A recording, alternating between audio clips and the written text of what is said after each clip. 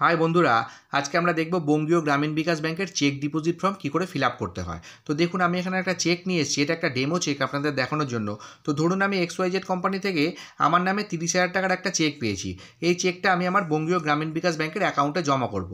তাহলে ফর্মটা কী করে ফিল আপ করব? তো এটা বঙ্গীয় গ্রামীণ বিকাশ ব্যাংকের চেক ডিপোজিট ফর্মটা দুটো পার্ট। এটা হচ্ছে কাউন্টার পার্ট, যেটা আমাদের স্ট্যাম্প দিয়ে দেয়, আর এটা হচ্ছে ব্যাংকের পার্ট। তো প্রথমে আমরা ব্যাংকের পার্টের ফিল আপটা দেখব। সবার প্রথমে আপনাদের যে ধরনের অ্যাকাউন্ট, সেভিংস না কারেন্ট না সিসি, তার উপর টিক করবেন। এরপরে অ্যাকাউন্ট নাম্বার, এই বক্সের মধ্যে দিয়ে আপনাদের ব্যাংকের অ্যাকাউন্ট নাম্বারটা লিখবেন। তারপরে নেম, অ্যাকাউন্ট হোল্ডার তার নাম এবং টাইটেলটা এখানে লিখবেন, যে চেক পেয়েছেন বা যার নামে চেক পেয়েছেন। তারপরে ব্রাঞ্চ, যে ব্রাঞ্চে অ্যাকাউন্ট তার নামটা লিখবেন। এরপরে ডেট, যেদিনকে আপনারা চেকটা ব্যাংকে জমা করবেন সেদিনকে ডেটটা দিয়ে দেবেন। এরপরে মোবাইল নাম্বার, এখানে অবশ্যই একটা ভ্যালিড মোবাইল নাম্বার দেবেন।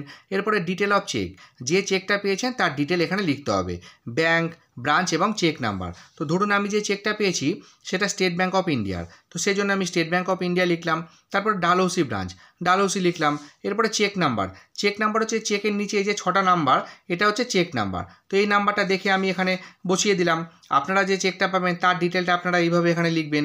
তারপরে কত টাকা চেক পেয়েছেন, তো আমি যে চেকটা পেয়েছি সেটা 30,000 টাকার, এই জন্য আমি এখানে 30,000 টাকা লিখলাম। লিখে একটা দাগ দিয়ে টোটালে আবার 30,000 টাকা নাম্বারে বা ফিগারে লিখে দিলাম। আপনারা যত টাকা চেক পাবেন সেটা এইভাবে এখানে নাম্বারে বা ফিগারে লিখবেন। এরপরে ইনওয়ার্ড, যত টাকা চেক পাবেন সেটা এখানে ওয়ার্ডে লিখে দেবেন। এরপরে সিগনেচার অফ দ্য ডিপোজিটার, যে চেকটা ব্যাংকে জমা করতে যাবেন সেখানে একটা সাইন করে দেবেন। তো ব্যাংকের পার্টটা হয়ে গেল। এবার কাউন্টার পার্টটা দেখব। কাউন্টার পার্টের প্রথমে ব্রাঞ্চ, যে ব্রাঞ্চে অ্যাকাউন্ট আছে তার নামটা লিখবেন। তারপরে ডেট, যেদিনকে চেকটা ব্যাংকে জমা করবেন সেদিনকে ডেটটা দেবেন। এরপরে কী ধরনের অ্যাকাউন্ট তার উপর টিক করবেন। তারপরে অ্যাকাউন্ট নাম্বার, এই বক্সের মধ্যে দিয়ে আরেকবার অ্যাকাউন্ট নাম্বারটা লিখে দেবেন। এরপরে নেম, অ্যাকাউন্ট হোল্ডার তার নাম এবং টাইটেলটা এখানে লিখবেন। তারপরে এখানে চেকের ডিটেলটা লিখবেন, কোন ব্যাংকের চেক, কোন ব্রাঞ্চের চেক এবং চেক নাম্বার। এরপরে যত টাকা চেক পেয়েছেন সেটা এখানে নাম্বারে বা ফিগারে লিখবেন। লিখে একটা দাগ দিয়ে নিচের লাইনে আবার নাম্বারে বা ফিগারে লিখে দেবেন।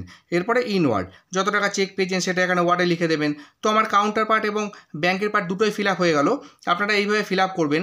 এরপরে যে চেকটা পেয়েছেন সেই চেকটাকে উল্টে চেকের পেছনে অ্যাকাউন্ট নাম্বার বলে আরেকবার অ্যাকাউন্ট নাম্বারটা লিখবেন এবং মোবাইল নাম্বার বলে একটা ভ্যালিড মোবাইল নাম্বার এখানে লিখে চেকটাকে আপনারা ব্যাংকের পার্টের সাথে এইভাবে পিন আপ করে জমা করে দিলে আশা করি আপনাদের বঙ্গীয় গ্রামীণ বিকাশ ব্যাংকে চেক জমা হয়ে যাবে। তো ভিডিওটি যদি ভালো লেগে থাকে তাহলে অবশ্যই একটা লাইক করবেন, শেয়ার করবেন আর আমার চ্যানেলের সাথে থাকবেন। ধন্যবাদ।